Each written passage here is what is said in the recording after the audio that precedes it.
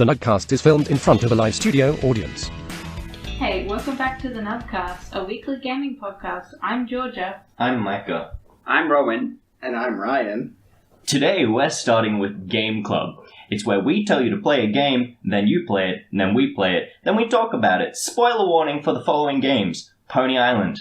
Pony Island is a game by Daniel Mullins. It came out at the start of 2016. Yeah, sounds right. And it's an indie game. It's kind of a platformer / run and gun. It combines a lot of different game mechanics, like has a bunch of arcadey styles, a lot of puzzles, and like some like very ARG sort of things, like like a lot of simulation sort of things, like hacking simulation. It's pretty much just kind of like the Google Chrome dinosaur game meets Big Zam from Gundam, and then there are also some puzzle segments disguised as hacking. See, I would probably say I was the one that enjoyed it the most, because at least, I don't know, did you enjoy it a lot, or? I have a lot of issues with it, but overall I really enjoyed the game. I had a lot of issues with it, then I didn't. It's hard. I'll explain it when I get to it. Yeah, I came into the game like really hating it because I was forced to watch a video of a YouTuber that I don't particularly like. That's where my first impression was left. Because Pony Island has like a really cool theme, which is you're playing. That Mike just made a face as if he doesn't agree. It's just sort of like you're playing an arcade machine, like pretty much in a game made by Satan, and you're trying to kind of get out of playing it so he doesn't steal your soul, sort of thing. And like, Did you enjoy the game, Michael? Well, I went in blind, so I had to figure out that the premise was that you're in purgatory and you're playing the arcade game to save your life, pretty much.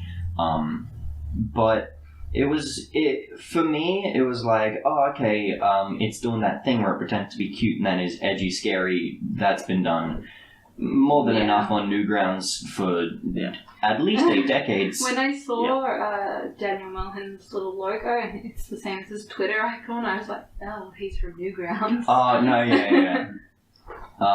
I definitely say I liked it at the beginning. It was cool. I didn't mind the hacking puzzles because what it did with the first puzzle, it just kind of threw it in your face, and then it wasn't really like, oh, get the key to the end of the keyhole. And I was like, I just had to figure that out myself. That was nice. But then it just kind of, it felt like a burden at a point. Like it was just kind of like the whole point was like you were being made to play this game, but you had to hack through these puzzles that weren't particularly fun to get to a game that you were being forced to play in the premise of the actual game. So for me, I didn't mind the puzzles that much. I don't like the puzzles. But like the bits that got me was like how the very first thing you do is hack, like go to the options menu to try and fix the start menu. Yeah. And like things like that. I had a lot of trouble with the puzzles because, when all of the words were written with symbols, all the instructions, I wasn't reading them as words. I couldn't pick them up because I'm dyslexic. Oh yeah, that would not be good. I don't know. For me, the puzzles, they were set out in a clever way that got pretty boring pretty fast. But I liked the way that it kept on mixing up things. Like you would go through the desktop in the game, and then you would be playing the Pony Island game, and you would be like going through files and kind of stuff like that. It was like there were like 3 different game elements. And the story was pretty, I feel, kind of basic. Not in a bad way. Just it kind of tried to present itself as if it was more than basic. The game's very premise is also its detriment. It's very cleverly done, but also that causes it to be a bad thing. The game is supposed to be a torture device by Satan to get you to sacrifice your soul. Yeah. Thusly, like the game is quite frustrating. Yeah. Like even just the running and jumping segments, which are usually pretty easy, it throws a bunch of things that distract you. Yeah. And it really just like, I know that it's a part of the game and I'm just not very good at those kinds of games, but it did like, it's clever in what it did because it wasn't particularly an enjoyable experience, but playing through it, like if you cared enough about the story, and saw the little bits of the story that were going on, you're kind of like, okay, well, I want to push on to see what continues with the story, which is also kind of expressed with the little hopeless soul guy, because he literally breaks the fourth wall and says, well, we can't keep, we need to keep going or we don't get more plot. Yeah. He literally says that at one point. I didn't like that guy. I did not trust him at all. Not at one single point did I trust the main person that was helping you. See, I trusted him because the alternative was Satan, so I was like, Was he meant to be trusted? Like, did any of us get all the tickets? I did. He did? I did I only everything managed to in the get game. 17 tickets. So I have a lot to talk about in regards to the game's plot. So do any of you guys know the game's plot? I didn't get the tickets, which means I got the fake ending, I guess. Did you get the visions? What? Did I get the vision? You got one of the visions. I got one So, of the visions. here is the I actual don't remember the story visions. of Pony Island, since none of you guys got it. You actually play as a crusader named Theodore. Is that little guy that I got in the adventure mode?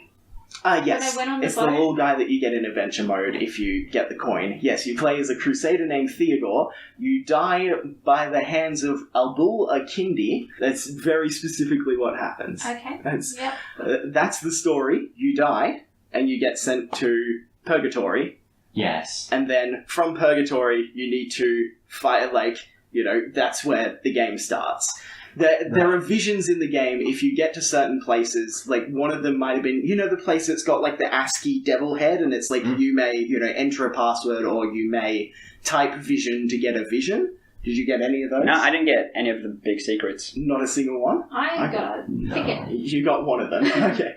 It is, it's just, I wanted to quickly say, it's interesting that the base game is kind of I don't want to say boring, but kind of plain, and then, the super interesting stuff happens when you actually go out of your way to, do more plain things to get them. Yeah. It's kind of like subjecting yourself to something that isn't fun just so you can be like, alright, cool. See, I actually enjoyed the Pony Island, the basic, just jumping and shooting things a lot. I'm really jump shoot. bad at it. I just... the sticks.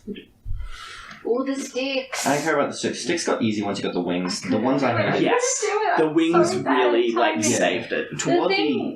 Just toward the end of the game with the question mark butterflies. Yeah. They always just got in the way. They are one of the worst mechanics I've experienced in a So game. frustrating. Just so frustrating. My feels about the game at the start, I kind of came in a little suspicious because of the video I'd watched, although I wasn't paying very much attention.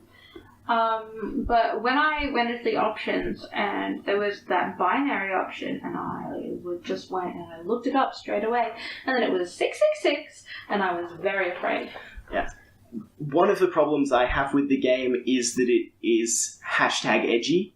Yeah, just mine. in it's just there's I get that it's a game about Satan, but the amount of jokes that amounted to 666 is this is a bit obnoxious. I was uncomfortable by it. I don't like it. The hopeless soul guy that's I've been waiting 331 years, on the background of the desktop he's got scrawled there 331 plus 335. Yeah. I can do basic math. Yes. Just scroll on there and it's that's 666. Ooh. I think it's not as much, the way I not really interpreted it, but the way it came off to me was not as much the game trying to be edgy, but the Satan in this universe is a really goofy guy. He's making a game to steal your souls, which is all the 666 weren't there for the sake of being edgy. It was just kind of hey, I'm Satan. Hey, look, I'm Satan. Remember? I'm glad that you brought that up, because I felt sympathetic for Satan. He just wanted to make a good game. I mean, he wanted the souls as well. But... Well, he did want the souls, but also he's the little scrolling bits while he's trying to code things for you to continue playing the games. There's a little bits of text, and he's I need to work harder. I need to make this. There's a little thing in the credits that says that that Satan says, maybe I wouldn't need so many souls if someone just told me my game was good. That's a part of the game. I remember that. Kind of like how toward the end of Portal 2, like how Wheatley's like scrambling to make new test things and it's just being shit. That's actually exactly what it reminds me of. It's really... Well, to compare it to Portal 2 would mean that I would compare the puzzles and the characters to Portal 2, which that's one of my favorite games of all time. Not going to do that. No. Ooh, it's a good game, but I didn't have anything. I don't have anything against this game. I would like to move on to the fact that I think everyone in this room, apart from me, actually reached the ending. Yes. And an ending, I guess. Yeah, the ending makes up for the entire game. But the thing is, Final boss. Yeah, an ending shouldn't have to make up for a game. It should have to. You should have to work like it's about the journey, not the destination. See, and I feel like I gave up because I wasn't having fun. The puzzle stopped being fun for me. Apparently, I gave up on literally the last puzzle. I might give it a shot later. Yeah. Fuck, but it's just it got frustrating to the point where I was just kind of like. I probably would have been able to do it if they had like a little nice music or something, but it was just like scary purgatory arcade ambience. Yeah. The reason why I say the ending makes up for everything is not because the puzzles bothered me, it's because the game was shorter than I thought it'd be. So I was like, I think that the puzzles ended just when they would have started getting annoying, to me personally. Because like I thought it was going to be a 5 or 6 hour game. I thought it was going to be a 1 or 2 hour game. I was unpleasantly surprised. See, I beat it in like a bit over 3 hours, and the game just gets so, to me personally, just after the 3 hour mark, just gets so good. Like every boss fight, I really enjoyed. Second, spoiler warning. Here comes the ending. I don't know what it is, so you making me go ooh or. I'm probably the one that enjoyed. No, I love the ending. You loved it? Like are we talking about? It was very satisfying. Specifically for me, it's okay. So like in the game, the entire game is about deleting the 3 core files in the game, so you can get out of it. Pretty much to uninstall the game from the arcade machine, sort of. And each core file is the boss. I forgot how you beat the first boss. Is it just more hacking minigames? What was it? Oh, yeah, it is the first hacking minigame. Yeah. Oh, okay. You versed him in hacking minigames. Yeah. He moves around on is pieces. that the second guy? Actually, No, the second guy is Beelzebub. He's the big boss dude that you actually shoot to fight. Yeah, I think the only things I thoroughly enjoyed about the game were the boss fight. The hacking was fun when he kept on moving your shit around because it was just like, that. oh, this is simple, so I just got to like think 2 steps ahead instead I of like. actually forgot about that. That was I forgot how much I enjoyed that. The second boss was I liked that one a lot. For me, it was just I'm not good at the sticks, and then when he was hitting those rocks up, the rocks up. Spicy sticks. I think there was a trick to beating him. If he destroys Jaw first, yeah, I learned that on my last. Yeah, Georgia stumbled across that. I didn't know that the whole time. I accidentally stumbled across that as well because I was like, I took a long break from playing the game, but right at that boss fight just because I kind of was like, I'm not going to put up with another 4 hours of this game because that was back when I was thinking it was much longer than it was. Yeah. It was really interesting though, because we were kind of talking, we were all playing at the same time, and we were kind of at the same spot just by coincidence. Yeah. And it was interesting because you beat the puzzle that we all got kind of stuck on so much faster than me, but then I beat the game before you, which is weird. Did you? Yeah, I did. I think I was probably... You got stuck on the last puzzle for like an hour. I didn't get stuck on any of the puzzle. I just kind of got distracted a lot because I was messaging people. Because I'm a bit of a nerd. But but for me, like, the third core file, which was right off the puzzle, Micah rage quitted. Or like bored quitted, frustration quitted, something quitted. Mundane quits. Mundane quitted. Repetitive bullshit. I mean, no. The third daemon was really cool. It might be one of my favorite parts of any game ever, like without exception. I actually forgot that we were playing on a DRM-free copy, and I actually thought it was you messaging me because you're one of my only friends that has a D at the beginning of their Steam name. To explain for everyone and Micah, so the third daemon breaks the fourth wall. He says, you need to pay attention to me, pay attention to nothing but me. It then starts making Skype noises in the background. It pops up at the bottom with Steam chat notifications. That's you cool. can click into the chat. He No, okay. pretends that he tells you to say something disgusting. You say it to him, and the Steam chat reacts as if he has sent it to one of your friends. Yeah. And your friend's like, "Have you been hacked? Why are you sending this shit to me?" I thought what That's happened was because All I said was your mum, so. No, okay. And you fail if you try and open Steam or anything because Yeah. it knows that And I you've was tried just like, to open why it. is Rowan It's very messaging clever. me? Right. it knows when you pause and then you fail. It knows when you alt tab, then you I fail. kept trying to shift tab and it was making me lose, even though I wasn't playing Steam. Yeah, when, Yeah, I shift tab to respond to messages, so I probably would have just gotten mad and quit then anyway. Yeah, no. shift tabbing didn't always make you. It doesn't put you back Only too when far there if you was like fail the it. Steam prompts, and after each little new tricky trick. But yeah, so like what happened I had a was problem with that boss though. you did. Yeah. I was reading the words he was saying, make sure you pay attention to me, and then he said, repeat this. And I was like, what? Because I was paying exact attention, or it said something like, what's underneath me? And that changed, but I was paying attention. He said pay attention. He said, don't take your eyes off of me. The text that he's saying is just his speech. You needed to keep your eyes But on he him. doesn't read it He to didn't me. specify, But but it it's doesn't still... read it to me. I can't read two different lines of speech. It's like it's That's a thing the only that, thing I didn't like about No, it. but like when it got me like it tricks you like it does like I think it did 3 things that really got me, which was when the Steam messages popped up, I was like alt tabbing, opening up the guy who messaged me supposedly, like because like it goes into your friend's lips and grabs the name and their profile picture, and then your friend's lip, and then it pops up as like a message you in game, and then I like saw the chat box was empty, and then I was like, did I just get goofed? Was I your... It wasn't you. Damn it. But and then after that, I was like, okay, this game is not going to get me again. I am 100% Were you ungettable. playing it through Steam? Yes. Yeah, if you don't play it through Steam... I was about to mention. Yeah.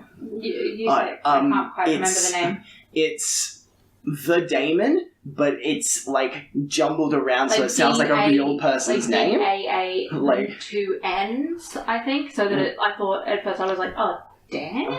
It's Right. it like kind of jump. It kind of like it kind of phonetically, if you read it out, it says the Daemon. But if you just at a glance, it doesn't look like it just says looks that, like a and it's just shitty like a profile picture that looks like somebody's profile picture. So they actually did account for if you have a DRM-free Yeah. version of the game. Oh, that's cool. And then I what? wish that I was playing through Steam, though. I wanted to see who it would get. I was so mad though because like I was like so prepared to not get goofed again, Yeah. and then what it did after that was it was like, hey, look, here's a pony, and then it grabbed one of the ponies from the game, and then it just kept talking about the pony, telling how amazing the pony is, and I was like, okay, I'm reading the text, I'm looking at the pony and stuff.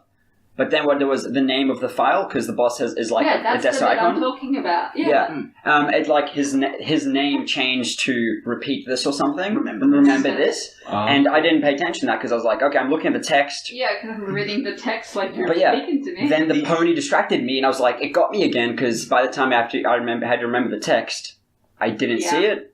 That bit Right. specifically goofed me because I wrote remember this with a space and it cut off the end, and I hit enter before I realised it cut off the end of it. So you have to write remember this but without any spaces. And I just thought, oh, just put in a space because it only pops up for like less than a second. See, and then after that, I was like, okay, you've bested me twice, you shall not best me thrice.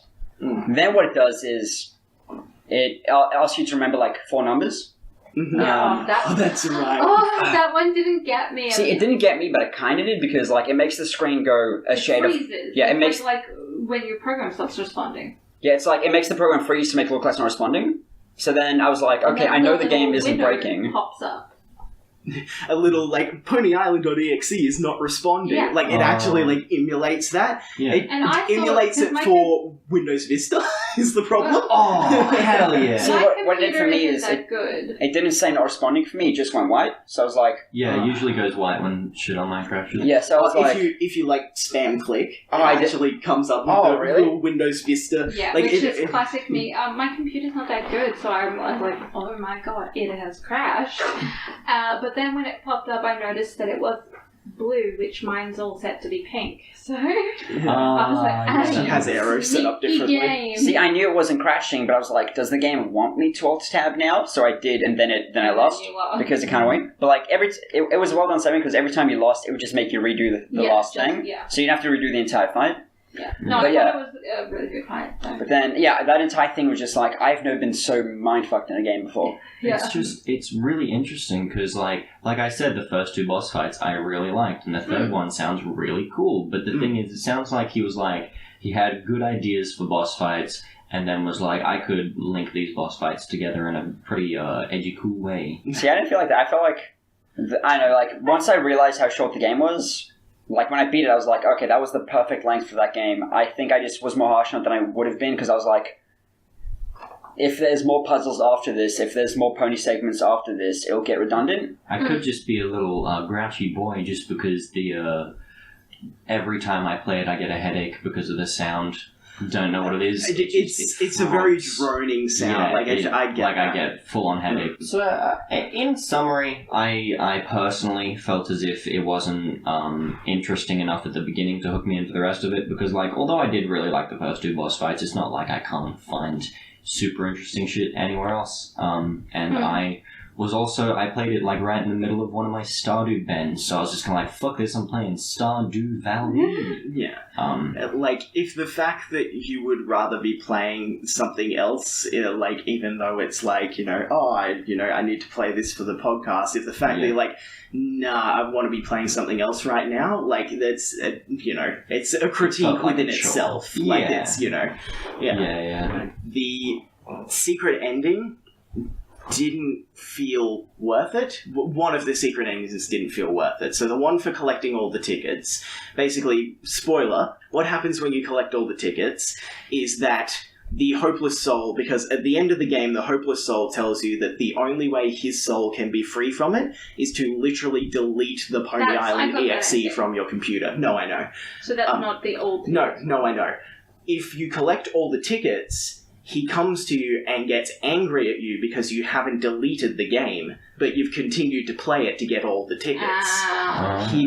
He's like, what did you expect from this game? What did you want that you so desperately needed to get the tickets knowing I was suffering?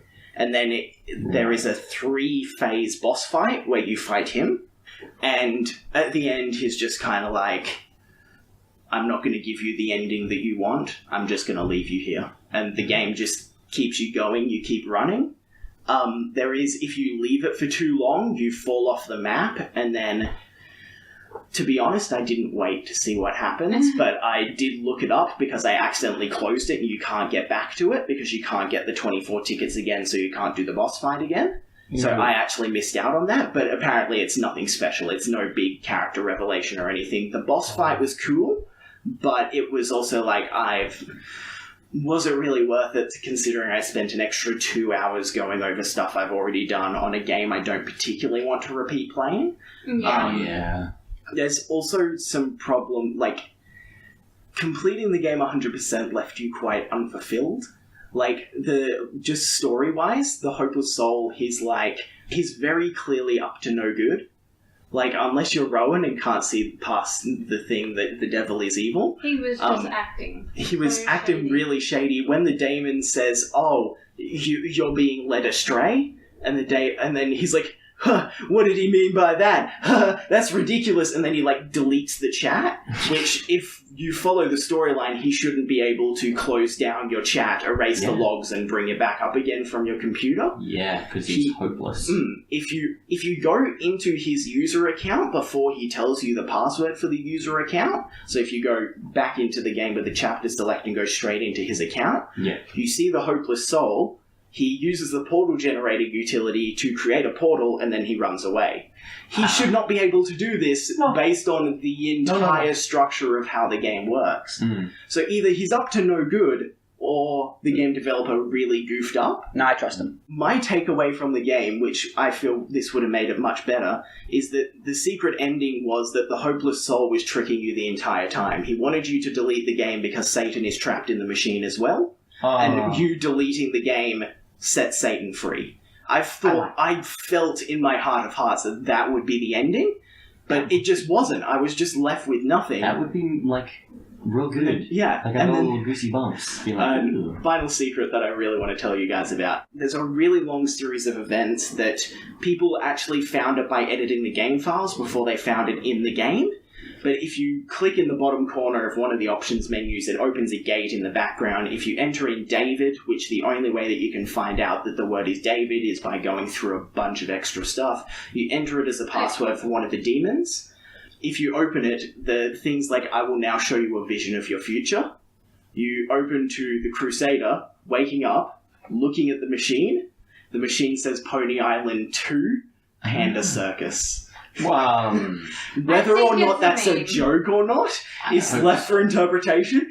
It was quite funny. Yeah. Like, I really like that. It's amazing.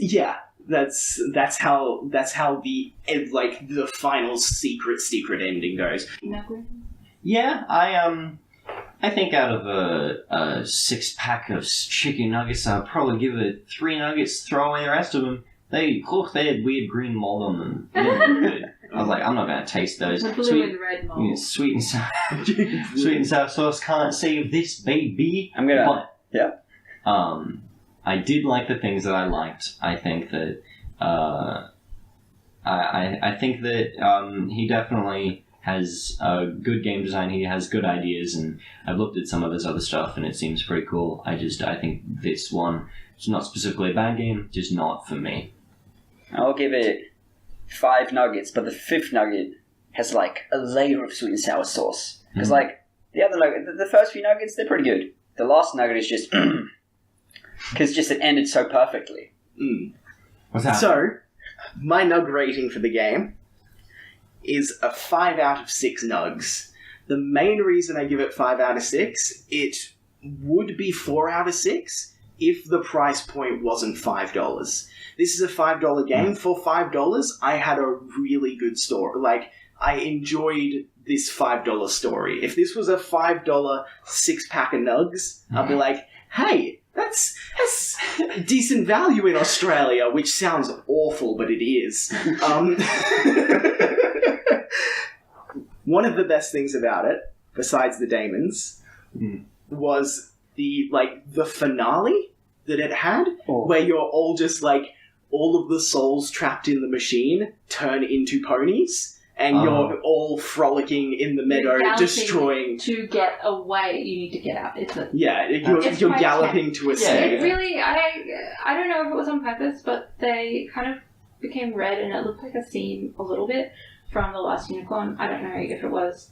It felt reminiscent of that to me. Which was very nice for me. It was such an intense segment because Yeah, it's it really showing you was. all the souls that because I'm pretty sure it would be possible to get through that entire segment without losing any souls if you just dodge Satan's spikes and stuff like that. Yeah. But it tells you I definitely could not. Yeah, I could not. I like 50 souls escaped, and I was like, No, I was like at the 97, and I'm pretty sure that if you, with the percentage, if you say you're at 50% and you got to 51 souls lost, I'm pretty sure that's a loss. Oh, really? I didn't experience it, but I think that that's what would have happened. What if you got to 666 souls lost? Don't know. Well, because there's not 666%.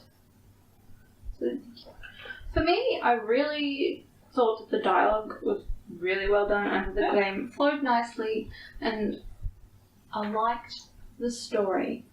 Some of the dialogue in the Messenger, now if it wasn't an indie game, I don't think it's excusable. The Messenger dialogue specifically was very boring and very predictable, except for when it was like wild plot point. But I think that's forgivable. It was an indie game and it doesn't have thousands of people to generate different responses. Yeah. But for me, I'm going to give it 4 nugs. 4 nugs out of 6. And it's the 4th nugget's a little bit big.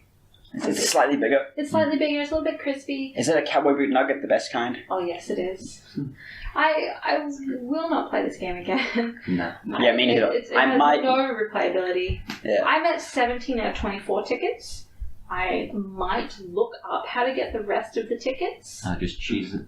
Yeah, but I'm not interested in struggling around the game trying to find the tickets. Yeah, I just while the dialogue was briefly brought up, I like in the chat thing. It's like I took it seriously. You know, I wasn't just kind of like titties and shits. But, No, I was like that. Was like memes. Yeah, I was too. like I My accidentally, name was a pony. I accidentally changed my name in the game to how good is the text AI in this game? Because I was like, According to me, not very. yeah, it was no good. But yeah, like he just kind of said something, and I was like, "Oh, I'm gonna take this serious." Like, who are you? And then it was like, "Exactly, I need to." And I was like, that was my question, sir." It was just kind of odd for me. Yeah. So out of the 24 possible nugs, Pony Island got a 17 nugs. I love how arbitrary rating systems are. No, it's great. See, I really like ours. It works out well. It's more reliable than Metacritic. I just So No, the nugs are very serious. I think it kind of sounded serious. All right, cool. So that was Pony Island. Stay tuned to the end of the show to hear what game we'll be playing next week. So, our first news story is actually a very sad story. The founder of Namco, Masaya Nakamura, has passed away at the age of 91. Rowan knows the most about Namco and retro games in general. Yeah, it's a good time to remember. He lived for 91 years. I think that's a beautiful long life. He did a lot of stuff that Rowan's about to get into, and I think that anyone who's done a lot with their life and lived to be 91 is definitely very commendable. Yeah. He actually, in 2007, got awarded by the Japanese government for the, the Order of the Rising Sun, which is like an award that they give to people who have pioneered business in Japan. Oh, that's So, great. yeah, he actually... So, quite a big loss. Yeah. Yeah, it was definitely. Like, he just brought joy to so many people. Yeah. So yeah, I think that we should definitely remember him in joy rather than sadness, and what better way to do it than talk about stuff he's done.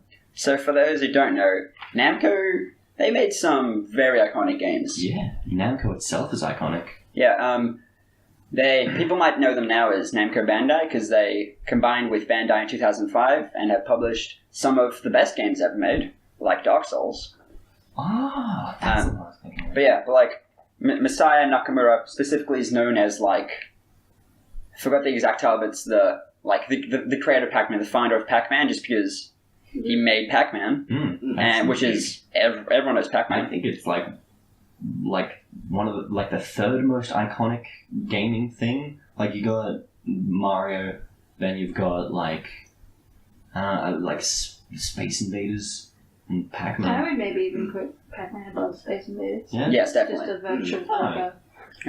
But yeah, he also made every game early Namco put out was a pioneer of its genre, never done before. Like they made Galaga, which set the standard for space shooters. You got to play that the other day. Yes, did get to play it the other I day. love Galaga so much. One really interesting thing about Pac-Man is, and why it actually pioneered everything that's going on now, is that Pac-Man was actually the first game that had a character that you played. Everything else was just little visual representations, but Pac-Man was an actual character. It was a merchandisable character. It was He had a miss. the first game to have a cutscene, because it starts off with Pac-Man running across the screen. The first game to have depending on your definition of AI, one of the first games to have at least slightly complicated AI, because each of the ghosts, they're each different in their own way. Right. I used to be able to say exactly which of them did, because I did assignment on them. Do you remember their names? Inky, Clyde. Blinky, Pinky, and Clyde. Yeah. Yes, Clyde. I love Clyde. that. It's so great. So good. She's like, you fucked up, Clyde. You got to Everybody knows So, that. They also made Dig Dug, which is just one of the most unique games of the Yeah, time. one of Yeah. my favourites of this game. Yeah. Oh, Speaking of one of the favorites of this group, they made Dragon Spirit. I didn't know what the original Dragon Spirit I've was. told you so many times. It's really funny that they keep forgetting. But, That's hilarious. me, Ryan, and two others remade Dragon Spirit for a game development assignment, and it was a lot of fun. Yeah, it's a very difficult game. I had many late nights working on that.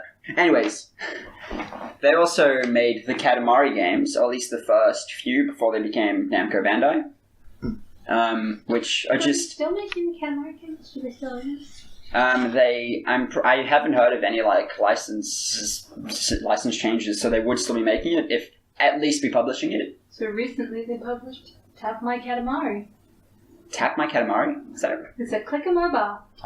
Oh, is it good? Mobile clicker. I haven't played it It's yet, a but clicker game, so it's probably good for a clicker game. Yeah, it's I a like clicker clicker games. Yeah. I haven't played it yet, but I intend. It was released in the US a week ago. Oh, so it's not out anywhere else yet, except it would be in Japan. It was out in Japan, so I'm not sure if the US release means everywhere. Also, because one of my personal favorites, they published Soul Calibur, which is my favorite fighting game of all time. Number 2. Yeah, I like 4. I haven't played 4. 4's probably better. I don't know. I did really like 2 when we played it, but 4 has like a weird nostalgia for me. I think it had Yoda in it. Was like the tie-in character. You know what's the best part of Soul Calibur 4? My PS2 saves got deleted, which means I have to get all the characters again. I really like that. And yeah, so I lost so many saves. Mm-hmm.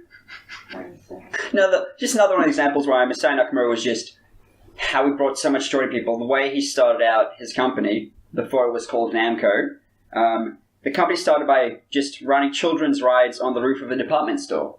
Really? Which is just such like a... That's such wholesome... Yeah, that's just a wholesome way to start a business. Beginnings. Yes. And he just made so many really good business decisions that no one else would have thought of just because he was willing to take a risk.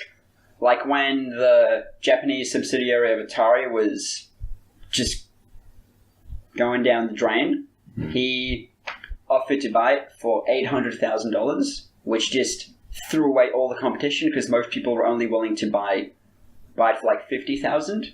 And then it took him 2 years to pay off the debt, the bank debt for getting the Atari licenses. But then it ended up being worth it. Yeah, a crazy good business move because it gave them licenses to make arcade games for Atari licenses. And what a rad guy. Yeah, everyone was just calling him crazy for it because like, that's a lot of money, dude. Yeah. And then Atari arcade games are some of the most famous ones without exception. Yes. Yeah. But yeah, it's a sad loss, and he will definitely be remembered. Sorely missed. A video game legend, if you will. So, on to a happier topic, board games. Board games. So, PAX Unplugged. PAX has decided to start their own convention specifically for board games. They're calling it PAX Unplugged. It's a board game only convention. Board game only convention. Which I am very excited about. Because all the good board game conventions, just watch me nerd out, are like either in Germany. There's Eschenspiel, which would that be the German one? I don't know. Yeah, I know that geography. Sounds like the German one. Yeah, and then there's a few American ones, a few ones in England, but there's no ones in Australia. Australians hate board games. We had Gen Con that one time. I actually got tickets to the first ever Gen Con Oz. How did that go? It's an excellent experience, but the second one was a massive failure. Oh, really? Also, yeah. To be fair, board games are like almost twice as expensive in Australia as in the US, just because of import taxes and shipping costs. Ocean tax. It seems like a good business move because definitely. PAX has weight behind it. Like, people know what PAX is. Hearing about PAX Unplugged, like, even people that aren't interested in board games, it might bring some people into it. They also only have 2 major board game conventions in America. Which is Gen Con and then... the US Origins Game Fair. There's also, what is that even? Yeah, I've never even heard of it. Yeah, that's just very exciting. Yeah, it's a cool idea. Yeah, we all here pretty much, we love our board games. Yeah, hopefully it'll encourage more people to get into board games. Yeah. Another thing that's been happening this week is that Square Enix has decided to team up with Marvel to bring in some new Marvel games. Square Enix is an interesting company to be doing it. The specific developers that will be working on it have actually worked on, so it's Crystal Dynamics and Eidos Montreal, which have actually worked on Tomb Raider, Thief, Deus Ex, so some generally received as good games. Yeah. So far, the only thing that we know about the name is that they're calling it the Avengers Project. Okay. So I believe there'll be a series of games, because there's going to be a team up. They're Yes. going to do multiple games. It's definitely just a series of Marvel games published by Square Enix. Yeah, exactly. Interesting is, I wonder if it's going to be lots of crossovers. Yeah. It will Doing be. what the movies can't. Well, yeah. I'm thinking a lot of crossovers like that. That would be the biggest money raker, I would say. Although it's interesting that Disney is, I suppose, they have a wonderful relationship with Disney because of Kingdom Hearts, so... I'll just say now that as a PC gamer, this news means nothing to me. Yeah, fair enough. Yeah. Square Enix does not like PC. No. The ports will be horrible for every single game released. Yeah. And I'll just sit in my room crying because I want that Deadpool game that they're not going to release.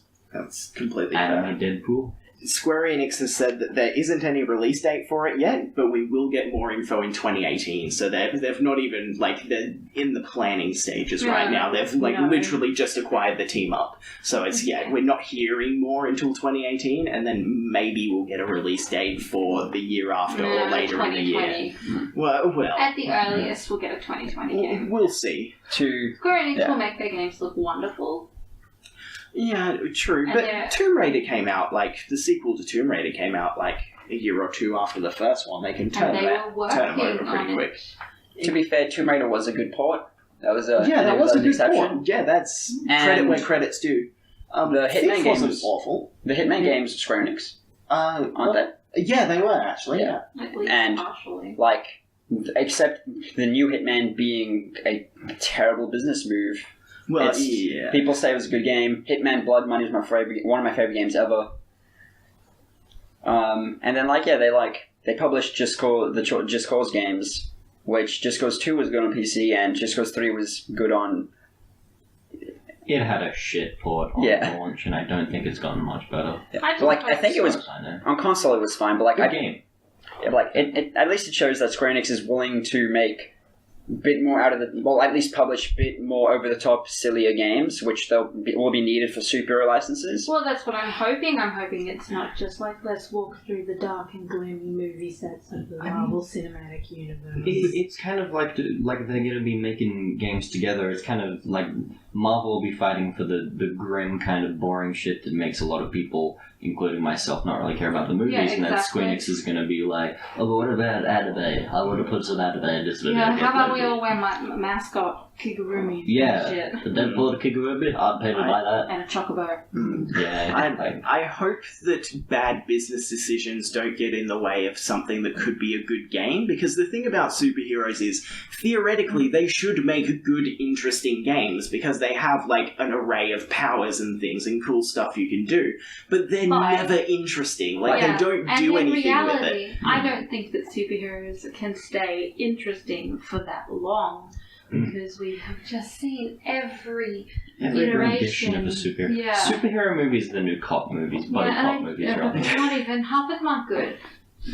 No, I'm I sorry, agree. but I am getting disappointed by half of the Marvel movies. Not as much as I've been disappointed. 100% of the DC movies that come out, I have been disappointed by Square Enix. Speaking of ports, something that we can be very excited about that is getting a PC port is Ni no Kuni 2. Oh! I play Weeb games. Ooh! Rowan hates his life.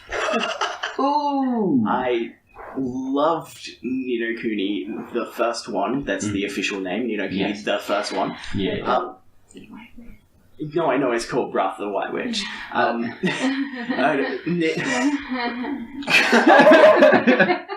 Ni no Kuni, the first one, was a really good game. Like, I've not sunk that much time into a good JRPG for a while, and also this is like a more westernized JRPG.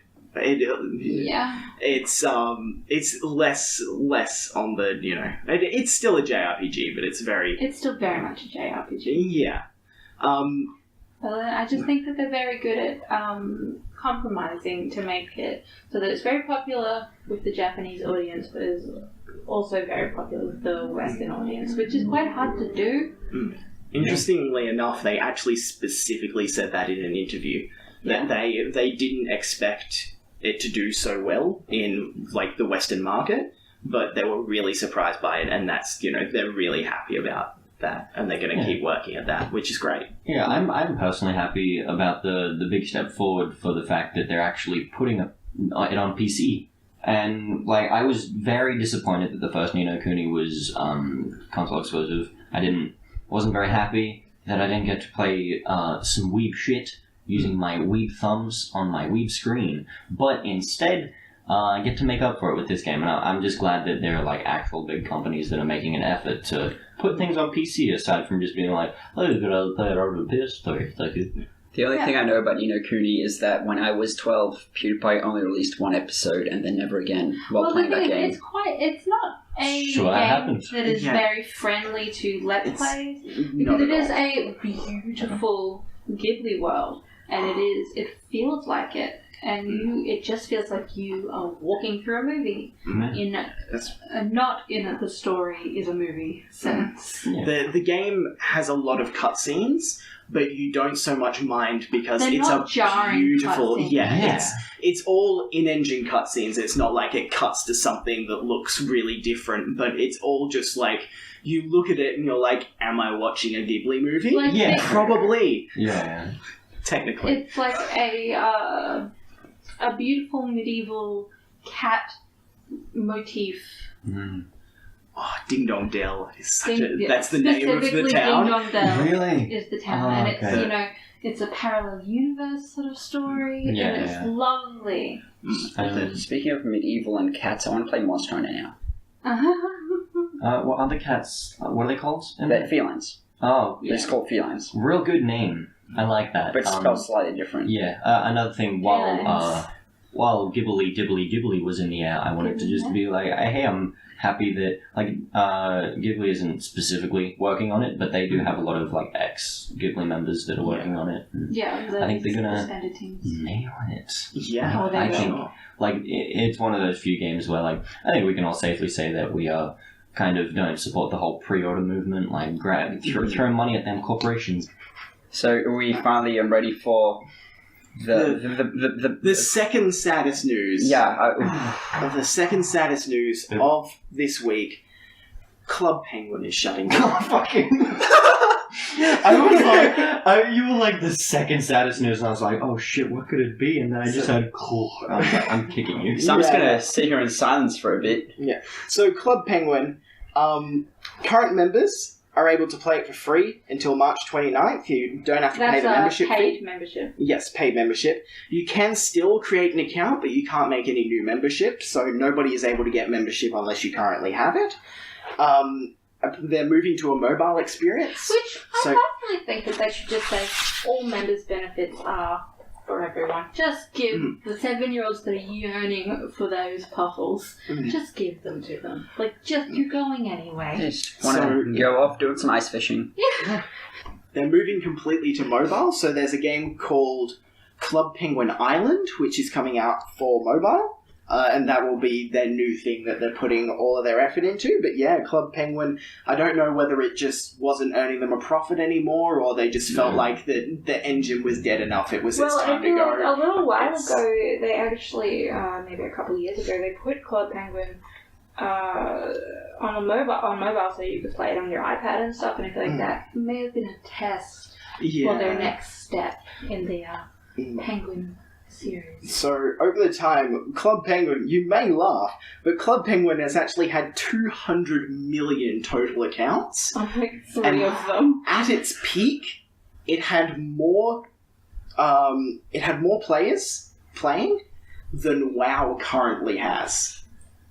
So Well then. 8.5 million people playing at the same time, which, granted, not all of them were members, so that is for a free game, but that's a lot of people playing Club Penguin. That's a lot of penguins. That's a lot of penguins. I didn't even see any Club Penguin gameplay until like a recent like kind of jokey kind of Let's Play thing, but I didn't know shit about it. I didn't know there was a membership, like of course there is, but I didn't know there was one for a fact. They actually did quite a nice thing for shutting it down. There was, because it's a kids game, there's a lot of things that are like, rumors that circle around, and there's a specific iceberg that you can stand on, and it kind of wobbles. And people were convinced that you could flip over the iceberg. They were convinced of this. I heard about that. Yeah.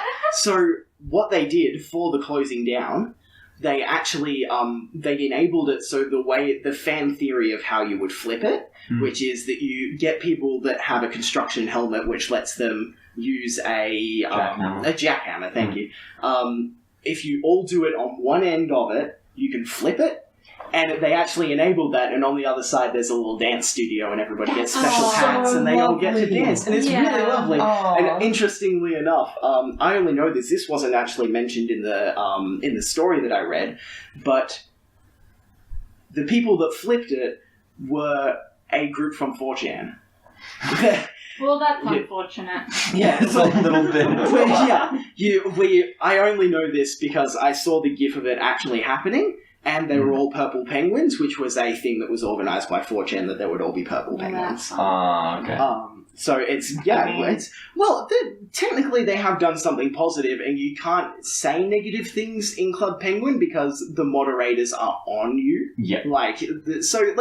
Technically it is something that was wholesome and nice. They were, celebrating it. For once, 4chan didn't do something bad. Yeah.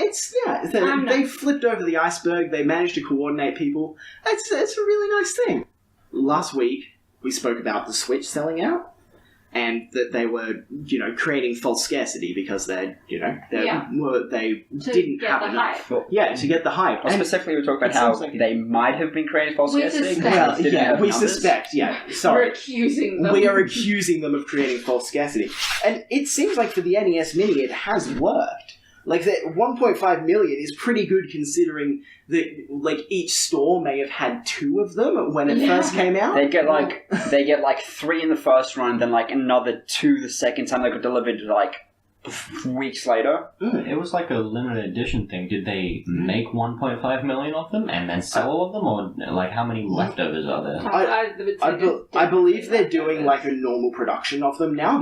They've specifically said that they will be upping production so that they can make more. I believe that there was always production. Yeah, they could do it. Yeah. This was Disney a marketing. Because there's still people that are quite frustrated that they can't get their hands on one, and the fact that it's sold this many and there are still people complaining they can't get them. That's a pretty good sign. As much as I don't like that business strategy, it seems to be working. If it's effective, then they're going to do it. It's quite anti-consumer. Corporations. Like an NES, but smaller. Miniature. So what did you guys play this week? I've been playing a lot of Gungeon. Enter the Gungeon is so good. Enter the Gungeon is really good. So they recently came out with an update, which Rowan didn't even notice that they had updated, but there was a hefty update, and it was quite good. Yeah? They've just added a bunch of new stuff to the game as a free update. Sweet. Yeah, it's really nice. I still sometimes get up to the second level. See, Ryan's making fun of me, but he has never even beat the second boss. Yes, he has. I've seen him. Yeah, I beat the second boss once. Oh, me too, fuck. Yeah, but I usually, most of the time, I sometimes get up to the second level. I can beat the first boss, pretty consistently. But, yeah, I probably beat the second boss once because I had a really good gun. One of the new weapons that I got... I really want to talk about this weapon. Oh, I know what weapon. It is a t-shirt cannon. I don't. That shoots t-shirts infected with smallpox. Okay. Now, that's a... Whew. How is that doing any damage? They're just bullets. They're bullets with smallpox The now. bullets have smallpox. I was doing really well in that run as well, but then I realised that the smallpox also damages me, so I need to stay well away from that smallpox. Yes. Yeah. Does it just poison them? Yeah, it's pretty much poison damage. It puts a circle of poison. That's one of my experiences with it. Yeah, I saw the thing about it's like a gun that shoots bullets that are guns that shoots bullets. Yes. Out of it. Yeah, there is a gun. There's a gun that shoots bullets that shoots guns that shoots bullets. Yes, it's something very specific like that. It's a gun that shoots a gun that shoots bullets. Yeah. shoot the bad guys. It's just the weapons in that game is so freaking cool. There's like a NES light gun where it shoots like a ray of light, and every 6th shot is the Duck Hunt duck, and it just like goes and it like just attacks things. Got to invest in there's this a NES gamepad which is when you aim it, it's like just a directional pad, but it shoots in each of those 4 directions. So wherever you're facing it, it shoots everywhere. It's almost completely useless, but it's great. Have you been able to find any secret rooms? No, I'm bad. I've looked it up and everything. I cannot find a secret room at all. Yeah, because I know you like need to get past the 2nd level. Yeah, that's fair. No, I think there can be some in the 1st level, but I could just be wrong. But you're supposed to look. You're supposed to look for a wall that's like slightly off tint. And if you shoot it with a gun that doesn't have infinite ammo, it'll start cracking. And then to destroy the wall, you need to either use a blank, which just destroys all the bullets around you, or you need to use an explosive weapon. I did have one ages ago. It was in the shop, so I had to break it in the shop, and the shopkeeper got angry at me and started shooting me. Yeah. You know what's a mechanic that took me way too long to figure out? The zombie that comes from the bottom of the crate, sometimes in the game in a shop, you can sell weapons and items to him. Oh, what? If you Yeah. If you drop a weapon or an item and talk to the zombie, he pays you for it. Cool. So it's like a good way to. It's a good game. It's a really good game. Yeah. Yeah, it's a good game. I like it. Hey, Micah, you played a lot of Doom, didn't you? I played a lot of Doom. I finished it. I played on the perfect difficulty, which is ultra violence, which is the one I'm playing on because you told me to. Yeah, it's like just the right amount of challenging. It's a really fucking good game. It's got such a pumped up soundtrack. You go ooh, ah, ooh, and kill things, and it's like ooh baby, and then you go ooh, and everyone's dead. It's quite nice. I enjoy it. I haven't played it in quite a while, but Rowan recently spent 7 years downloading it. How'd that go? Yeah, it took like a day and a half to download. Almost 2 full days actually to download. Australia. Because Australia. It's the ocean tax. It's the ocean tax killing our internet. Tax the entire internet. I've recently decided that I'm going to buy a PS4, and the game that will come in the bundle, the cheapest little bundle, comes with Doom. So I'm quite excited to give it a go. Doom's great. But a controller though. Yeah. You can adapt to controller FPSs pretty quickly. I've got to the point where I'm just. For some reason, it is $100 cheaper than the exact same PS4 without the game. So. Oh, okay. Might as well get it then. You definitely might as well get it. It's because it's a 1 terabyte version. No, it's not. 500. I specifically checked. It could be a typo on the website, but it is a 500 listed for a higher price than the 500 bit Doom. Oh, that's not bad then. Yeah. Yeah. No, it's super good. But yeah, so like I know, Doom just. I really like the way it uses secrets to your advantage as opposed to it just being like, oh, you unlocked a character model. Wow. Yeah, it's like how every secret is useful in its own way. Like how. Could kind of be a downfall, because if you can't be bothered to get the secrets, then you're kind of, the game's harder. I mean, you didn't really get that many secrets, and you still beat it on all hard difficulties. I'm playing the same difficulty, but like I need to find almost every secret, else I'm not fulfilled. I'm just like, what if I get stuck? I need that. I need those weapon power ups. That would be me playing the game. It's like, but like that's like the thing I like about the game is looking for secrets can be tedious and boring. When the rest of the game is just so high octane, so amazing. Crawling through a vent to get a Doom guy plushie, and then you're like, oh, I can shoot the shotgun a little bit faster. I don't know if that's how things work. I haven't had a massive amount of time to play games this week, but I have been watching a Let's Player play Resident Evil and 7. Yeah, 7. Yeah. Yes. Biohazard. Yes, and it's actually. I did not think I would like this game, but I am going to 100% play it, and it has a whole bunch of secrets, and sort of, I think that you guys would really like it as well. All these secrets, Ryan will not like it because it's some spooky things, but the combat is, it's first person, so it's no longer third person. That's a big change. Yeah, it is a massive change, and it is done, you can play it in VR.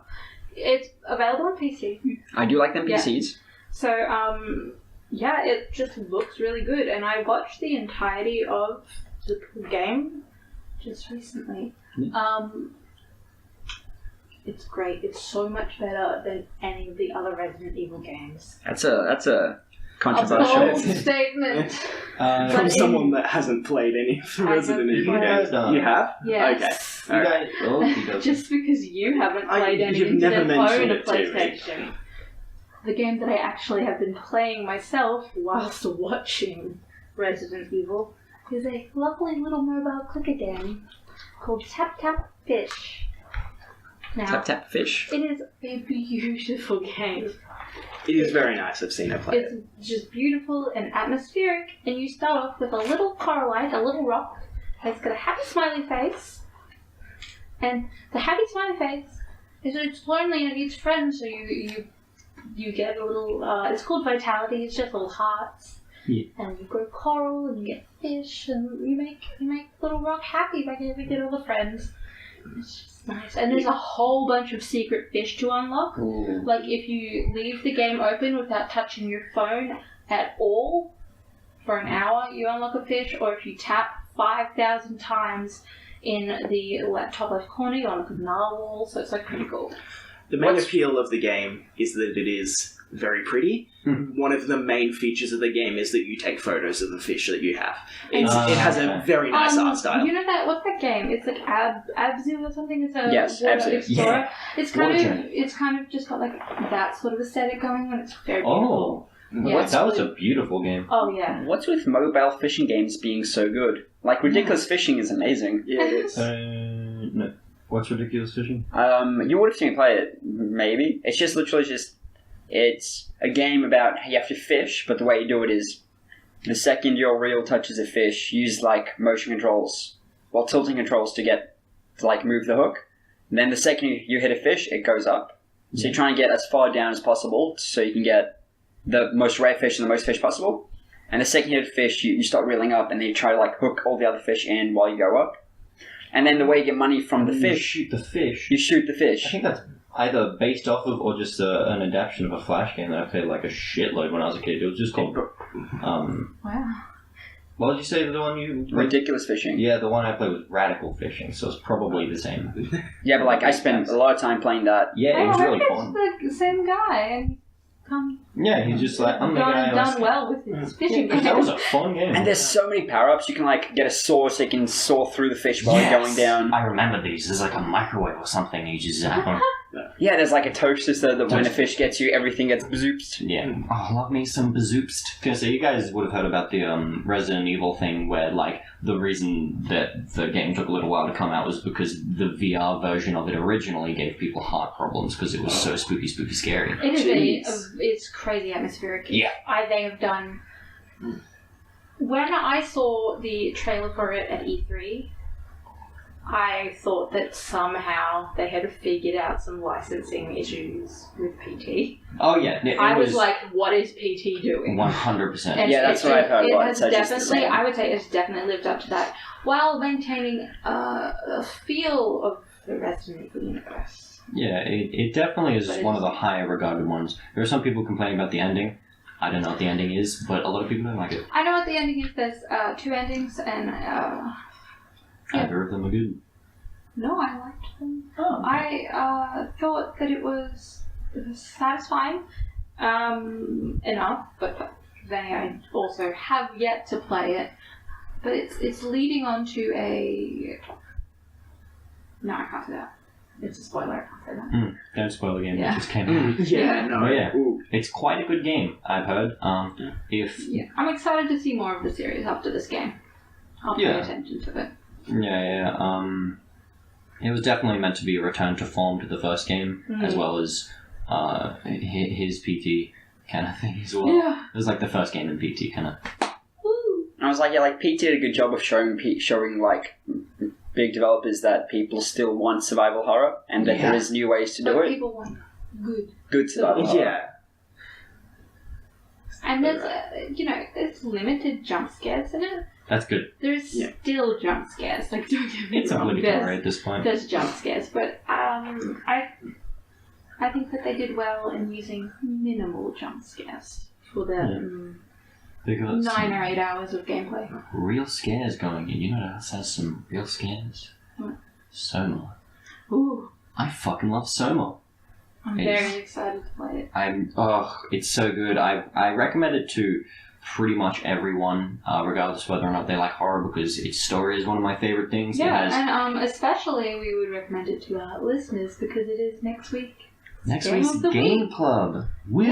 Yeah. Game Club of the Week that we still haven't decided a name for. Yeah, we'll get there. There would be a name, but it's just solid ass game. Everyone play it, including you. Yeah, including you, including you, Daniel Mullen.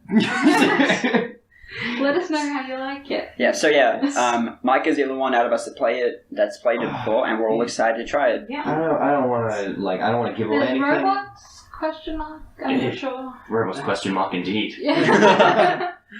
Alright, we'll leave it at that. It's available for $30 on Steam if you do want to play along at home. I'm sure you can find it somewhere else if you don't want to get it on Steam. The Humble Store. Probably not cheaper, but you can give to charity. Yeah, but if you have a spare copy lying around, it's might be worth checking out. Borrow a friend's. Exactly. Alright, well, that's the end of the podcast. We would love to know what you thought about Pony Island or anything else we spoke about on the podcast. You can tell us this on any of our social medias. We are at Nuggcast on Twitter, Facebook, and Instagram. Play SOMA. It's good. I like it.